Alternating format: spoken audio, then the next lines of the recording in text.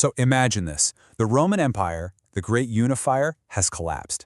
Europe is now this chaotic patchwork of brand new kingdoms, different cultures all bumping up against each other. And right in the middle of it all, you have the Christian church, facing a massive, fundamental problem. How on earth do you maintain one universal faith, a common set of rules, across dozens of different territories? I mean, each one has its own king, its own local culture, its own unique set of problems. There was no single unified rulebook that everybody could just turn to. Instead, what popped up was something way more interesting. The answer is a concept we call particularism. And really, it's just a fancy word for the idea that law is not one size fits all. It's got to be custom fit.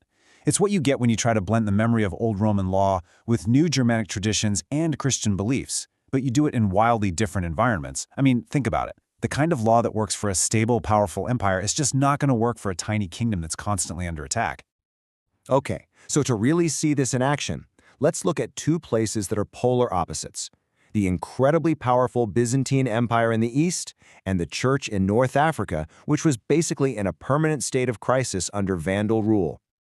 The contrast here is just wow. It's night and day. In the East, you've got the Byzantines, the direct heirs to Rome. Church and state were in this deep interplay, this osmosis. Their legal debates were super sophisticated, dealing with the exact theological qualifications a bishop needed to have. But then you look at Africa. Under persecution, the church was just trying to survive.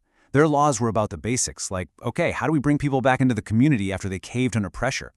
Their legal systems could not have been more different, because their realities were completely different. So, the Collectio Trulana, this thing was an absolute monument. The Eastern Church had been so active, holding so many councils that they basically had a mess of laws that needed organizing. And this collection was the answer.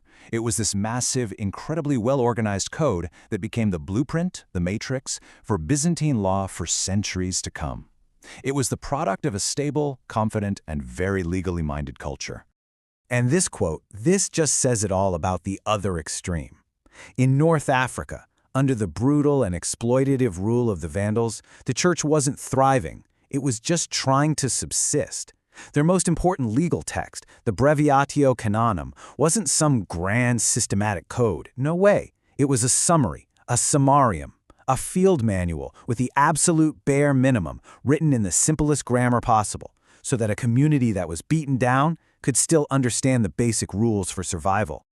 Okay, let's shift gears and travel to our next stop, Italy. Right in the heart of the old empire, something totally different was brewing.